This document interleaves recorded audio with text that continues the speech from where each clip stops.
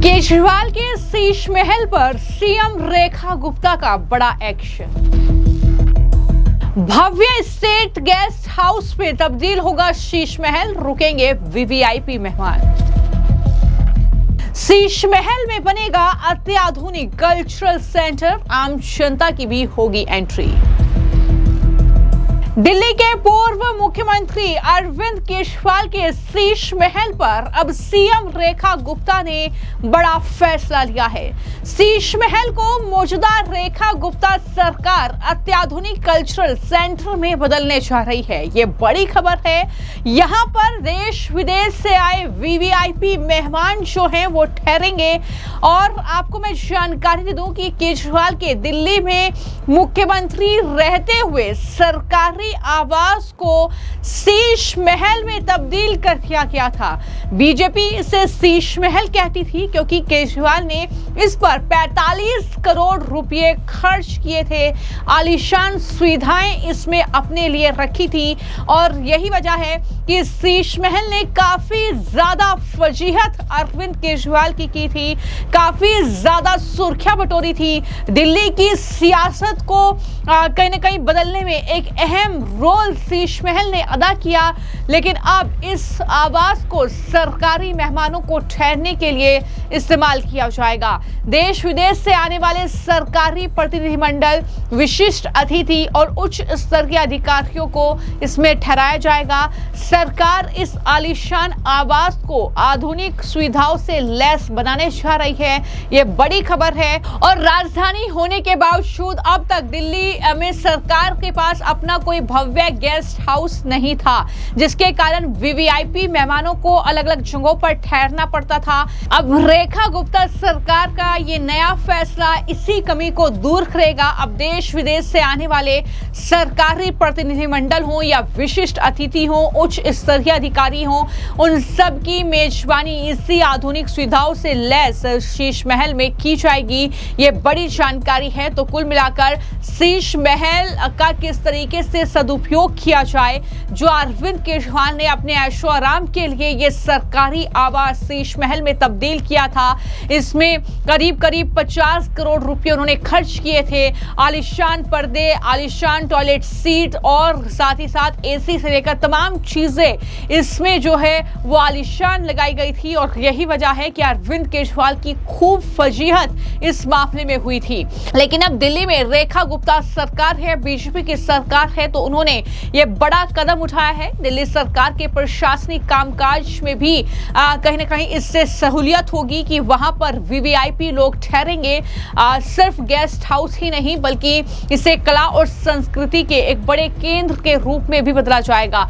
इसमें बड़ा सभागार होगा यानी ऑडिटोरियम होगा और आधुनिक कॉन्फ्रेंस सुविधाएं भी विकसित की जाएंगी। ये सारे काम इस शीश महल की मूल संरचना से छेड़छाड़ किए बिना होंगे। इसके तहत इस परिसर में कला प्रदर्शनियां, संगीत और नृत्य के भव्य कार्यक्रम, साहित्यिक आयोजन, सांस्कृतिक संवाद और अलग अलग सरकारी समारोह आयोजित किए जा सकेंगे, जो दिल्ली की समृद्ध विरासत को बढ़ावा देंगे। ये सारी जानकारी फिलहाल सामने आई है।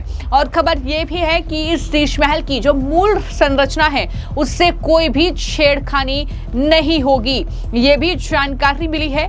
इस बड़े बदलाव को लेकर दिल्ली सरकार की रणनीति बहुत स्पष्ट है कि भवन की मूल संरचना के साथ कम से कम छेड़छाड़ की जाए।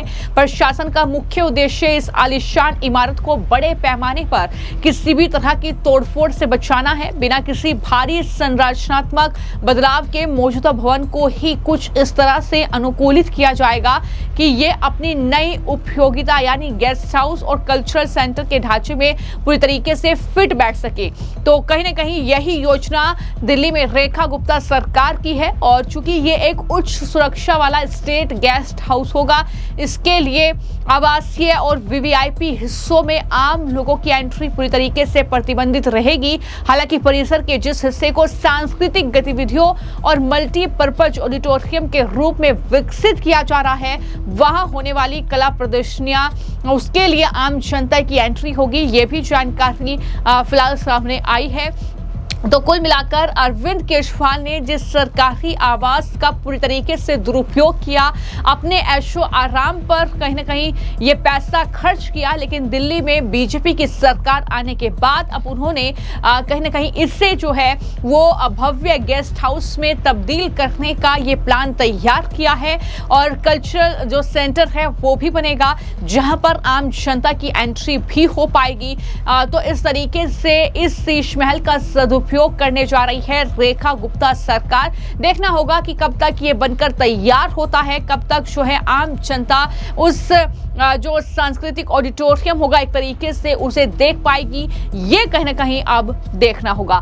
फिलहाल आपकी इस खबर को लेकर क्या राय है हमें कमेंट बॉक्स में जरूर लिखें। धन्यवाद। हमारे यशस्वी प्रधानमंत्री नरेंद्र मोदी जी, मोदी सरकार के 12 साल सफल 12 साल के उपलक्ष्य में विकसित भारत संकल्प के साथ में आज नई दिल्ली विधानसभा में ये कार्यक्रम GPRA में चल रहा है। हजारों की संख्या में लोग, देशवासी यहाँ पे उपस्थित हुए हैं। बहुत अच्छा भजन का कार्यक्रम हुआ। उसके बाद में हमारी सांसद महोदय ने अपनी बात रखी। आज देश में चाहे रोड हो, फ्लाईओवर हो, हॉस्पिटल हो, विज्ञान हो, खेल हो, हर दिशा में जहाँ पे मनमोहन सिंह सरकार में घोटाले होते थे, आज वहीं कीर्तिमान स्थापित हो रहे हैं। इसका श्रेय हमारे प्रधानमंत्री जी को जाता है। दिल्ली में भी आज उसी पार्टी की सरकार है, दिल्ली में भी बहुत सारे काम हो रहे हैं। ये 3 इंजन की सरकार से आज चाहे बारिश हो, चाहे कोई भी मौसम हो, दिल्ली सरकार, सारे अधिकारी, सारे कर्मचारी हमेशा रोड पर दिखाई देते हैं। हमारे कार्यकर्ता दिन रात सेवा कर रहे हैं लोगों की। आज उसी उपलक्ष्य में ये कार्यक्रम था। एक पेड़ माँ के नाम और देश के गृह मंत्री माननीय अमित शाह जी ने 70 लाख पौधों का जो लक्ष्य लिया है, ये दिल्ली के प्राण वायु को ठीक करने के लिए, दिल्ली के पर्यावरण को ठीक करने के लिए एक बड़ा मिशन है। और इसी के साथ साथ 300 EV बसें भी आज स्टार्ट की जा रही हैं, वो भी एक बड़ा मिशन है। और 2027 तक 14,000 EV बसें दिल्ली में आ जाएंगी।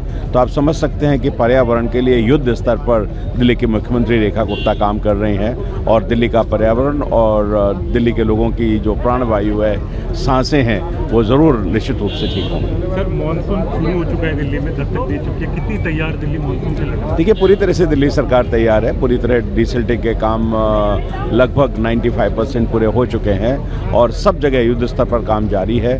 जहाँ जहाँ जो चिन्हित पॉइंट हैं, जहाँ पानी भरता है, उनकी भी चिंता PWD, MCD, जल बोर्ड, सभी एजेंसीज कर रही हैं। Thank you.